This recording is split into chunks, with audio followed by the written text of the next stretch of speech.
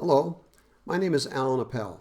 I'm a former instructor at the University of Winnipeg and also a former classroom teacher. And I'm making a video today to try to, as much as possible, make it easy to understand how it is that the internet, the web, knows so much about us, how to maintain our privacy as best as we can, how to take advantage of social networking without giving away too much privacy, and how to avoid scams on the internet. And to do this, I put together a show that I'm going to walk us through. You'll hear my voice in the background, and you'll see illustrations of the points I'm trying to make. We're going to start off with, how does the net know us? So here's what I call the presentation. How can I preserve my privacy and security online? You need to know how to protect your private information, such as your address, your email and phone number, because private information can be used to identify you. Now, very often this information isn't obviously going to identify you, but you need to be careful with whom you share information. Some private things, such as in pictures, might identify you, and you may not want that to happen.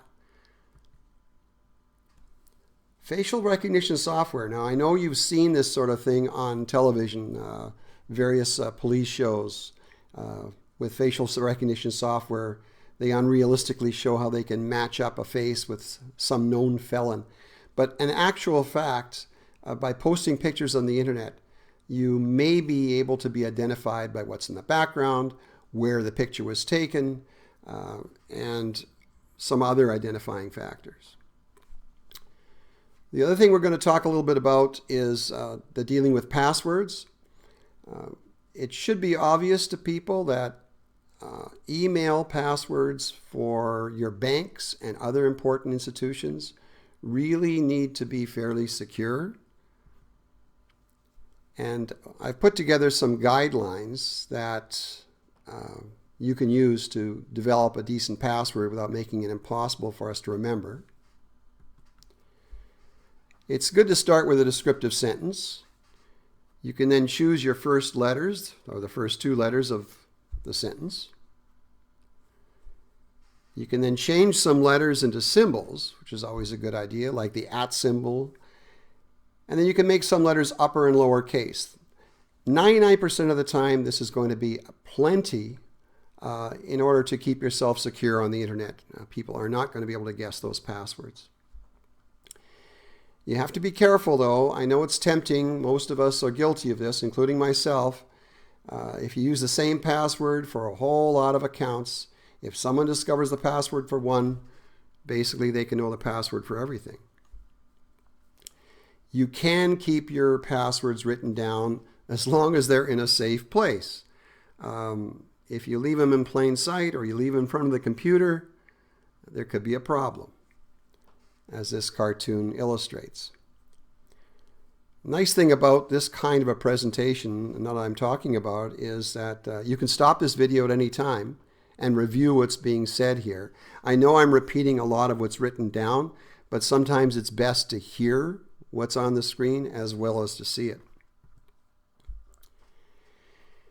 Very often you'll get a letter from somebody purporting to be your bank saying that you need to do X, Y, and Z to verify your account.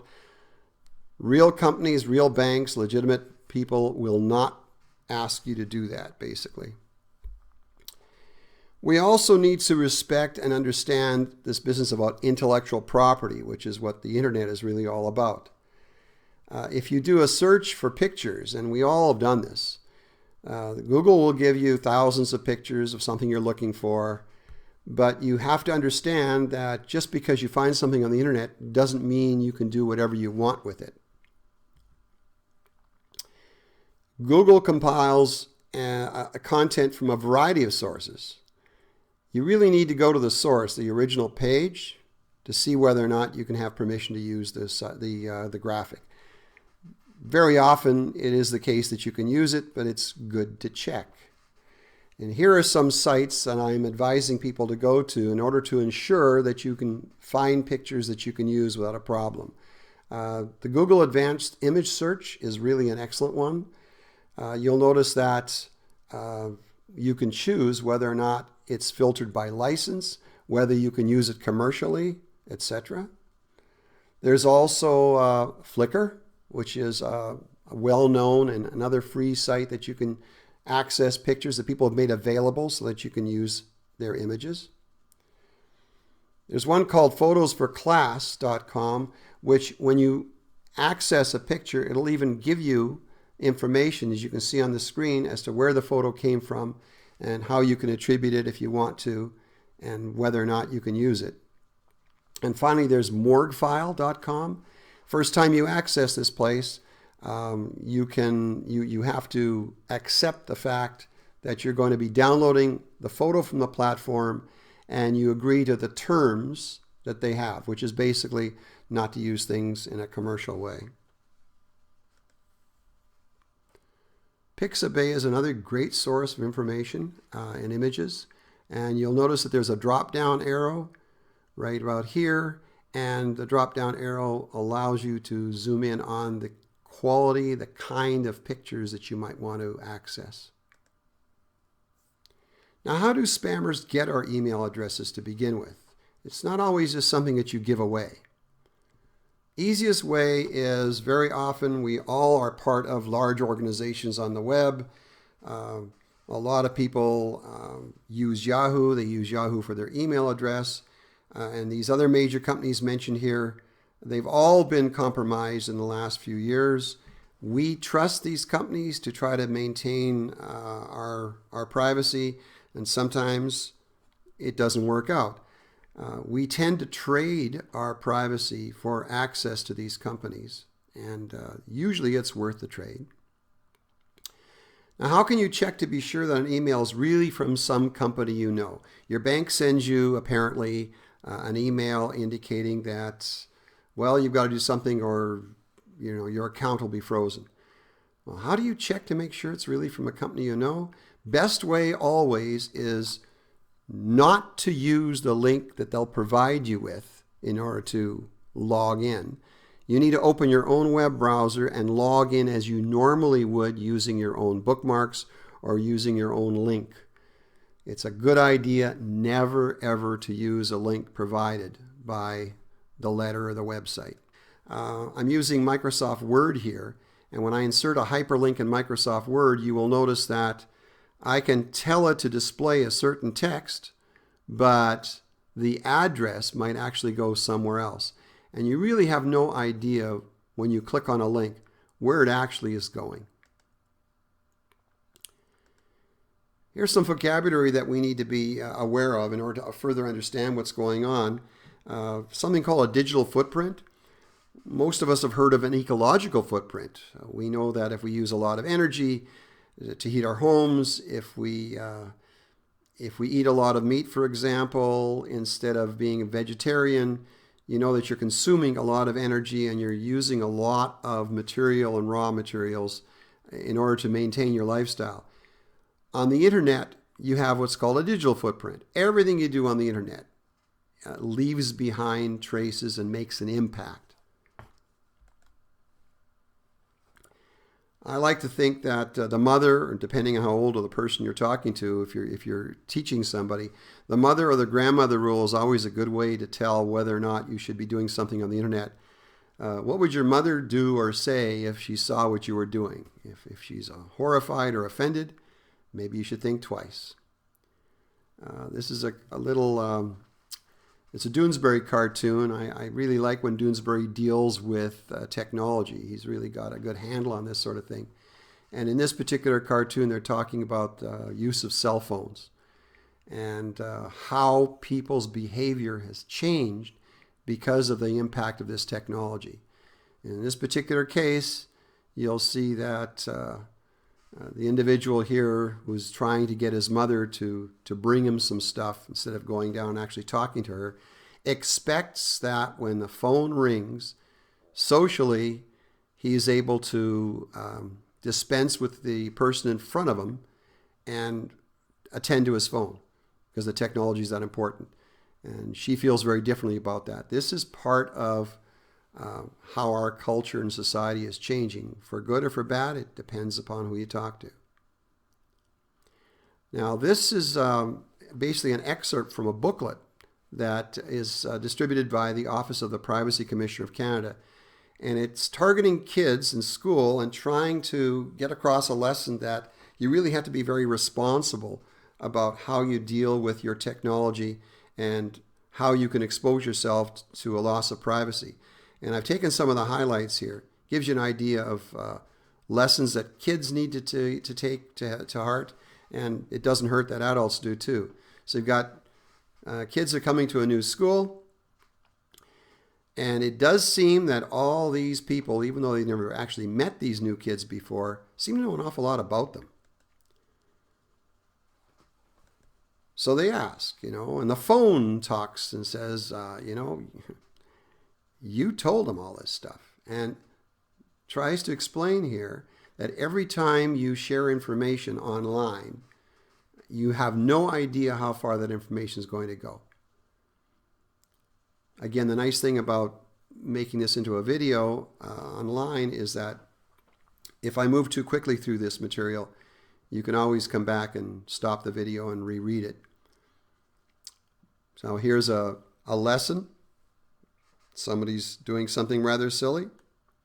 People decide to post it. The end result is, the consequence of this is that there's a lot of people know how foolish you are. And the lesson being taught here is that once something is put on the internet, there's really no way to get it back. It's kind of a permanent record. Then the booklet goes on, if the phone is stolen or lost, people's accounts can be easily hacked. He asks if you put a good password on your phone. A lot of us don't, because that increases the amount of time it takes to access the phone. If you lose the phone, suddenly all your contacts, all your texts, all your linkages to the world belong to somebody else. And it talks here about how your identity can be compromised. So how does social networks provide all those services for free? And of course, the old-fashioned way of looking at things is to say that, well, nothing is really free. But it does appear to be that way. Really, you're getting something for services and for material that you're supplying to these sites. Every profile that you create, every place you check into, it talks about how really you are a product and you are making it possible for social networking sites like Facebook and so on to know a lot about you so that advertisers can know a lot about you. So the student's reaction could be pretty severe, considering this is a life that we lead now. Should just stop posting. Well, no, that's not what they're all about. It's kind of like learning to drive a car and learning to drive within the speed limit and learning to drive responsibly. We know that cars can be dangerous and we know that people can be killed in cars, but our way of life involves motor vehicles. So responsible use, and most of the time you're going to get through. It's the same with technology. A little graphic about how Facebook is kind of checking us out. Now this is, and I've edited this down. I'll just play the edited version. Louis C.K., who's a comedian, really doesn't like cell phones, and he has something to say about it. We just listen. Some parents really struggle with, like, all the other kids have the terrible things, so my kid has to. Yeah, let your kid go and be a better example to the kids. Just because the other stupid kids have phones doesn't mean that, okay, well, my kid has to be stupid, otherwise she'll feel weird. Right. I think these things are toxic. Especially for kids. It's just this thing. It's bad, and they don't look at people when they talk to them, and they don't build the empathy. Kids are mean, and it's because they're trying it out. They look at a kid and they go, "You're fat," and then they see the kid's face scrunch up, and they go, "Ooh, that doesn't feel good to make a person do that." Right. But they got to start with doing the mean thing. But when they write "you're fat," then they just go, that was fun. I like that. So that tasted good. Yeah, exactly. You need The thing is, you need to build an ability to just be yourself and not be doing something. That's what the phones are taking away. Yes. Okay, you see the point he's making. Now you can see the full video here, but this is the main point, basically. The whole idea of a lack of empathy. It's much more easy to attack. It's much easier to attack somebody when you don't have to see them, when you don't have to face them, and you can be anonymous than if you're face to face. And that's something that technology has changed.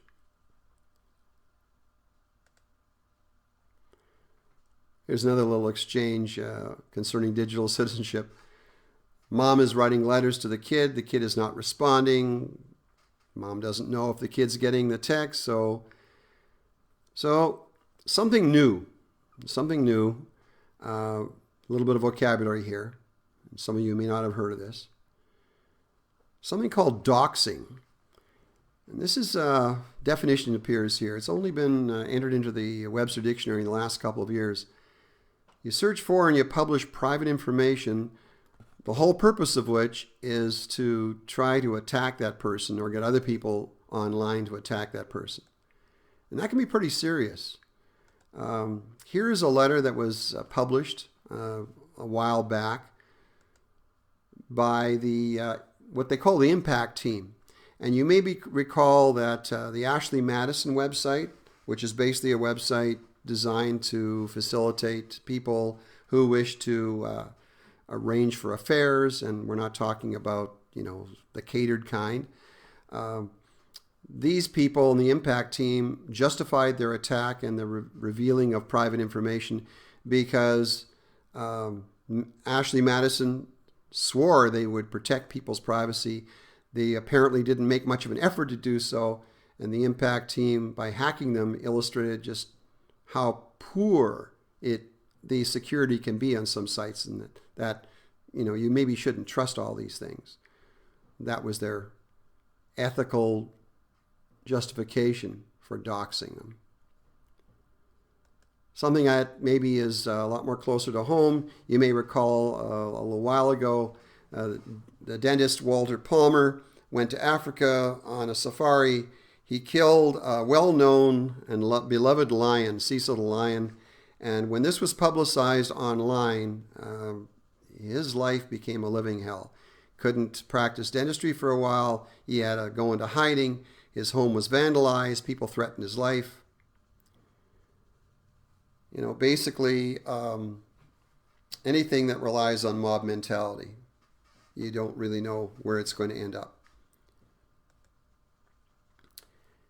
And here's something that is really relevant, especially to a lot of the younger people who've grown up with this technology and know nothing else. Izzy Laksamana, you may or may not have heard of her. Her parents warned her not to use social media. If she disobeyed, they told her they cut off her hair. And you might think that's a pretty severe punishment, but that was their business at that time. Found out about this. Izzy's father made good on the threat, but what made this more significant was he filmed it.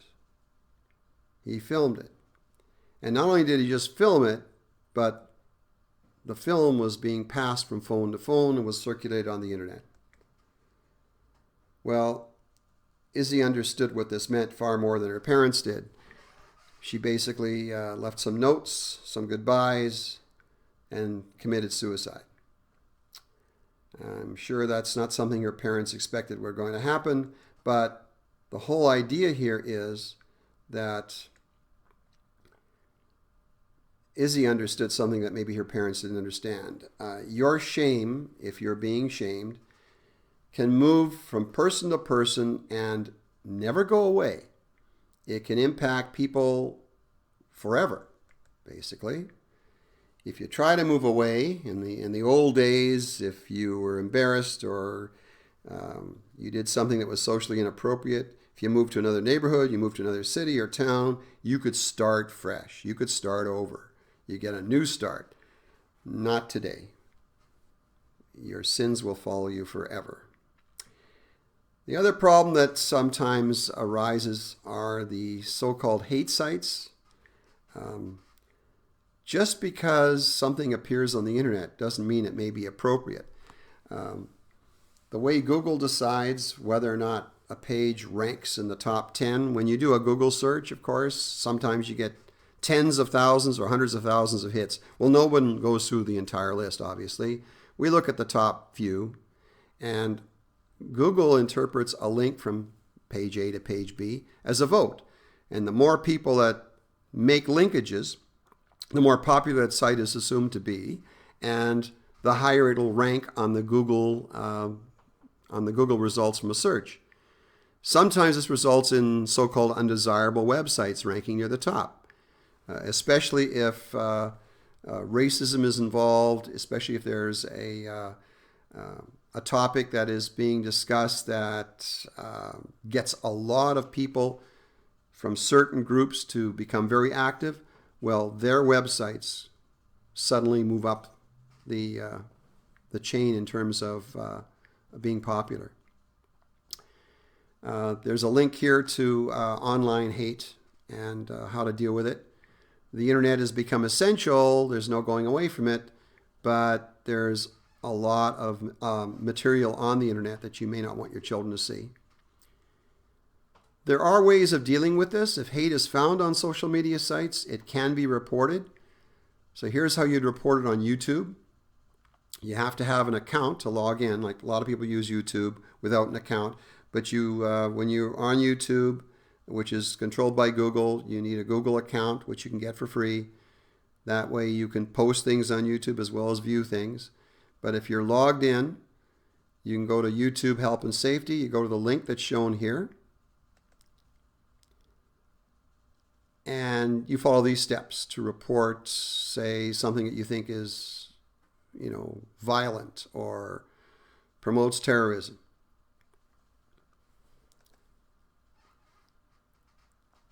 On Facebook, these are the steps you can take.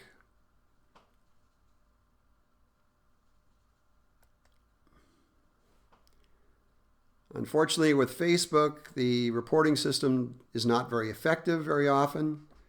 They don't explain to you how they evaluate what appears on their site. They don't talk about how quickly things can be posted or taken down. Here's an example, using an example of an anti-Semitic comment glorifying murder.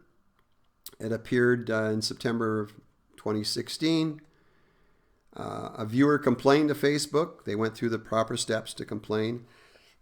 And here's the reply they get, which is the standard Facebook reply. Thank you for taking the time, etc., etc.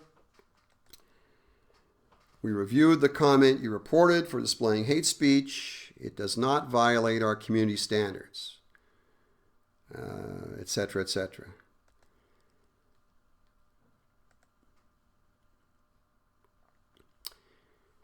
Next little bit I want to talk about and show you illustrations of scams that appear on the net, and a lot of you will see some of this at least.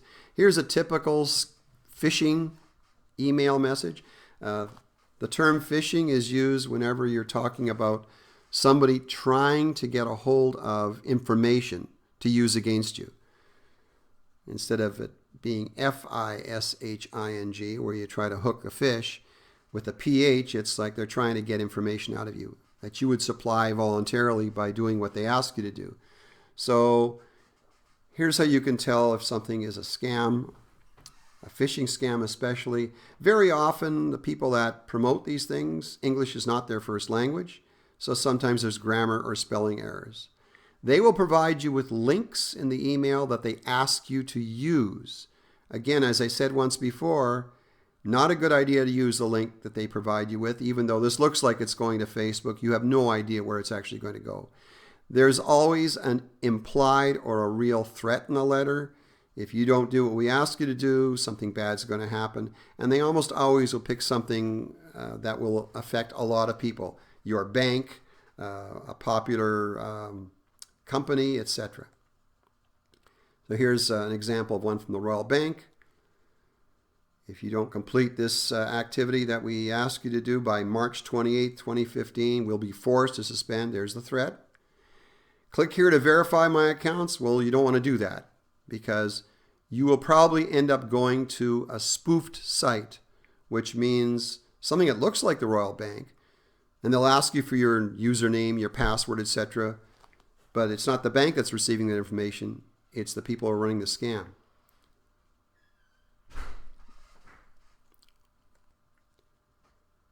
So here's another example from RBC. Notice that they have two sign-ins. If somebody else tried to steal your identity, you use one link. If you really were honestly trying to log in, you use the other link. They'll both go to the same fake website.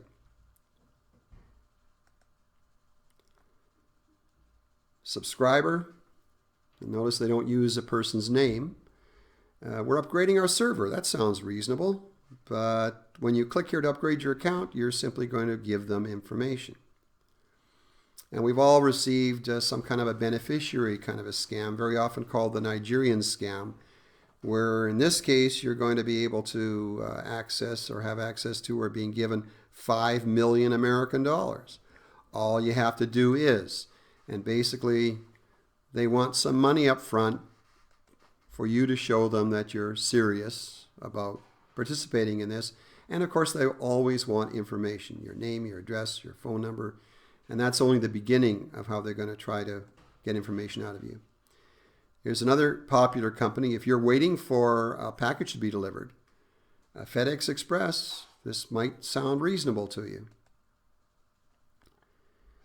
Another popular company, Netflix. Well, you've got to verify your account, and of course, they claim that this message was mailed automatically during routine security checks. They're only looking out for you after all.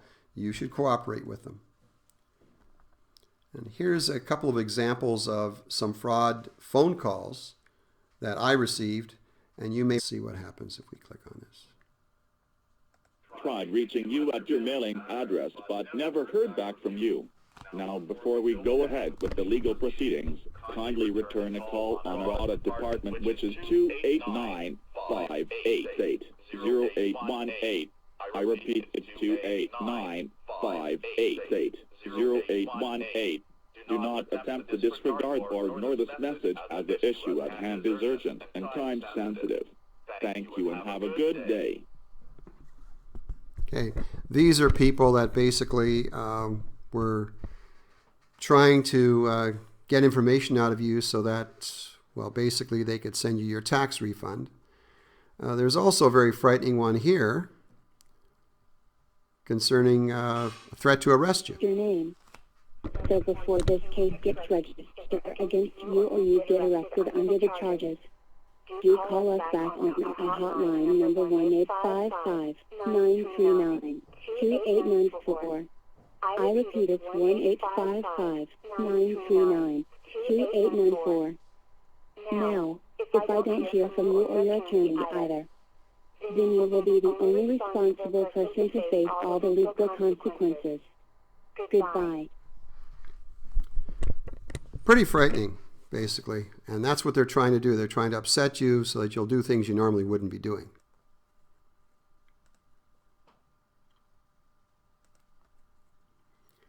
This is an example of a tax refund outline form. Looks legitimate, but basically they want your social insurance number and a few other things that should remain private in order for you to get your tax refund. Well, the Canadian government does not operate that way, and all they need is one person in 100,000 to do this, and it's worth their while. Here are some sites that are designed to help you combat this sort of scam. The problem here is that they really can't do too much for you if you've already sent money away. The main reason being that a lot of these sites are not in the country, and international law hasn't caught up with these people yet. So it's very difficult, if not impossible, to prosecute anybody, even if they're caught. So these are the example of these websites. They're very nice websites. If you go to the Canadian Anti-Fraud Website Center, it has a lot of good hints, etc., about what to do and what not to do. The only problem is that there's really no satisfaction once you're out the money. So in summary, to protect yourself from these sort of things, you don't click on a pop-up that claims that your computer has a virus, because that may be inviting a program to reside on your computer instead. You should be updating your antivirus software often, scanning your computer regularly, and you don't have to buy any antivirus software. Usually, if you're buying a fairly new computer, the software that comes with it is sufficient, as long as you use it. And very important, we mentioned this before, you don't click on links or attachments sent to you by someone that you don't know, or even if you do know them, it's always possible that people's email addresses have been hacked. And if you're not expecting anything from that person, it might be a good idea to contact them before you open up anything.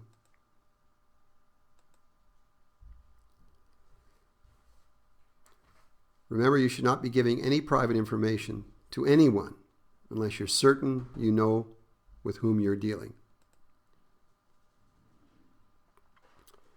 A reminder that pictures can reveal a lot about you, and you need to protect and safeguard your passwords.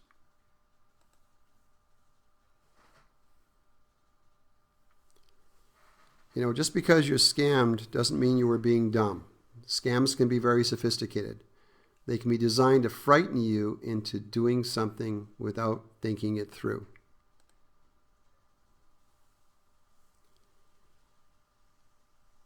What we call proper email and cell phone behavior can save you and others a lot of grief. And by others, I mean anybody else whose email address you might have on your phone. Here's an illustration of some of this stuff. Credit card fraud. Kid asks, well, how did it happen? Oh, somebody orders something off a bogus website.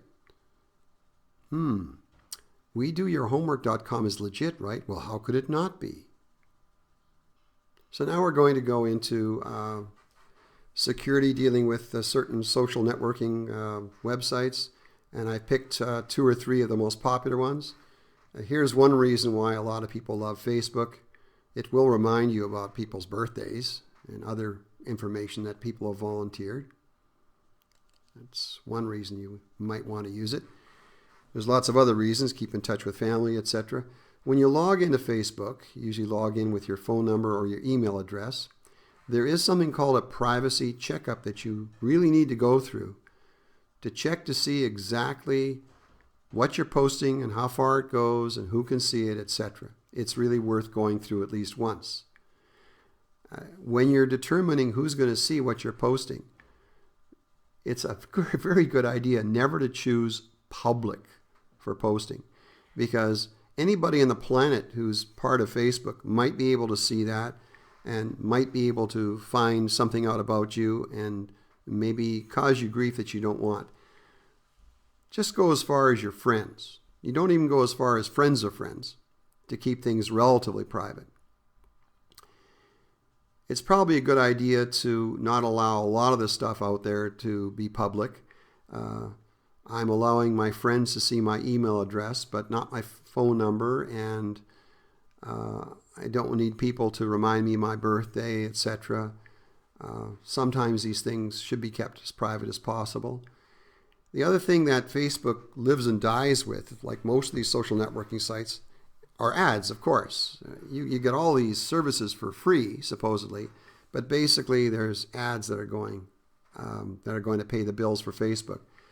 So if you go to ad preferences in your settings, basically you'll notice what it says here. It says actions you should take on and off Facebook.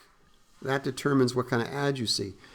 Google and other companies share with Facebook your searches, some of the things you do, and that's how they can target you. And that's why companies are willing to pay Facebook a big dollar in order to be able to advertise on Facebook. You can go to ads that you see, and you can click on, there's a drop-down arrow in the top right corner of the ad. And if you click on why am I seeing this, it'll actually tell you. So I see ads from the Globe and Mail. I went to this and it told me that the Globe and Mail is trying to reach people interested in politics and social issues. It's trying to reach people who live in Canada or recently in Canada are ages 26 and older. I mean, if you fit the profile of what they want to target, they'll target you, whether you've asked for it or not. And in Facebook, if you like something, that also makes you an object of ads, depending upon what you've liked. So here are some of the things I've liked. And if you unlike them, or you can, if you deal with this, you can change your ad preferences and try to reduce the number of ads you get. But let's face it, if you're going to use Facebook at all to any extent, you're going to be liking, and you're going to be indicating that you like certain things, and that's how those ads will find you. It's a good idea whenever you're dealing with Facebook is logging out when you're done.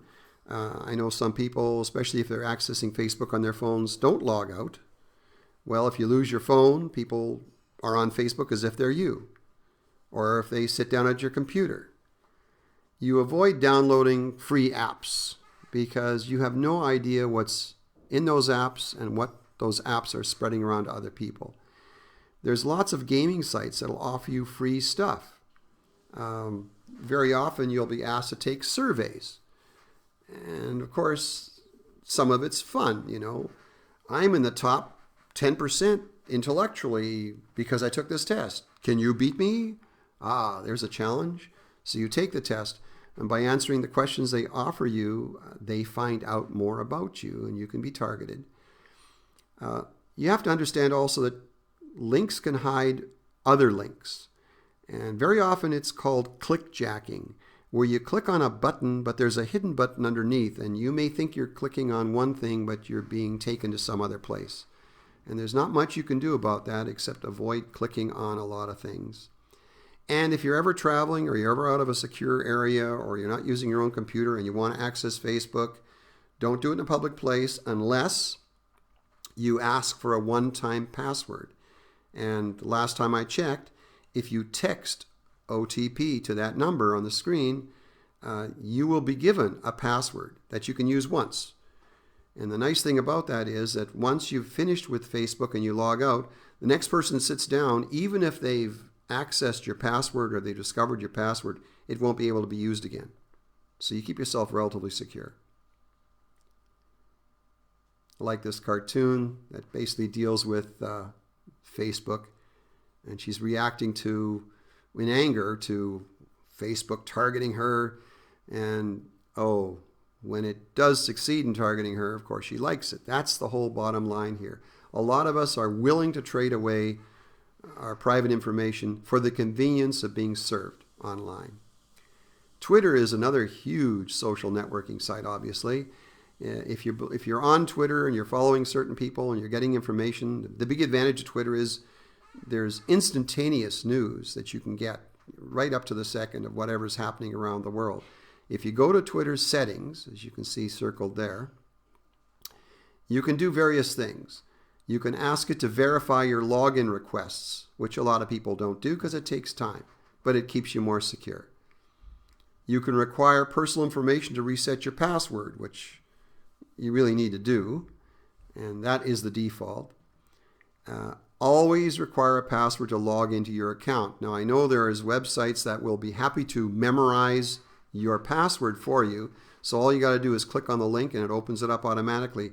Not a good idea if somebody else can sit down at your computer, though, because they become you. There are tags on photos. Photo tagging is involving people uploading photos with your name or your location attached to it. Well, if you allow people to tag you in photos, people can track you down much more easily. You can let others find you by your email address, by your phone number, or not. And basically, you can tell Twitter not to track your recent website visits so that, they want to do that because that way they can put information on Twitter, ads, tweets that match your interests. And that's very convenient for a lot of people. But if they can match your interests, that means they know maybe too much about you. There's also promoted content. They tailor ads based on information shared by ad partners about you. So you've shown interest in something, and all of a sudden, you kind of notice that, wow, I'm getting a lot of ads now, and I just happen to be interested in buying that new TV set or staying in a hotel in that city. Interesting how that happens. What a coincidence. You can also allow anybody to follow you. You can allow only people that you follow to follow you. I allow people to add me to their team because I go on there as a former teacher, and I like to connect with other teachers to get ideas. But again, you have to be careful. You have no idea who's following you, what they're sharing about you to other people. You have to be aware of that. So here's an example of how you can maintain your security. You can add a phone number to your account, and the reason you would do that is you can use it as a backup in case somebody compromises your password. On YouTube and Google, and YouTube is controlled by Google now, when you log into Google, you can decide on what privacy settings are right for you. So here's the main Google sign-in when it comes to your personal privacy. Again, you can make choices as to what you want people to see or what's revealed. They'll know your name, they know a nickname if you provide it, your email address, your birthday, something about you, and so on. They like to encourage you to upload a picture. You'll notice I don't have a picture there, so they just the letter A for my last name. Plus, you can have your own channel on YouTube, which you can upload videos to and so on. And again, the more you upload, the more you use this material, the more Google knows about you. LinkedIn is another social network that's used by a lot of young professionals, a lot of students who are just starting in their careers, because LinkedIn is a great place to be discovered by other people when you're job hunting. So I'm on LinkedIn because it's a professional connection for me. Again, on LinkedIn, here's where the privacy part comes in. You'll notice that they'll keep track of your purchase history. I haven't purchased anything, but if you do, they know what you're interested in. You can have an email address. You can change it. You can modify it. Your phone number helps to keep your account secure. You can add new phone numbers in case somebody compromises your old one. They'll send a verification code to your phone number and check and enter the number just to make sure it's really you. The thing that you have to remember about LinkedIn is it makes most of its money by selling subscriptions to corporate recruiters. So hopefully some of this will prove to be useful to you. I tried to go through this relatively quickly. Again, the advantage of doing email or the advantage of doing video is that if there's anything you want to review, you can replay it again just to see what it's all about. And if anybody wants to contact me and possibly ask me via email any questions, I'd be more than happy to answer them. If you'd like to contact me, this is my name and email address. If you're sending me an email with questions, please indicate that you're making reference to this videotape so that it won't end up in my junk mail folder. You can put in the title Digital Citizenship or How Does the Net Know Me, something like that, and I'll know to get it out of the folder and answer it. Hopefully this has been useful to you, and maybe I'll make contact with you later.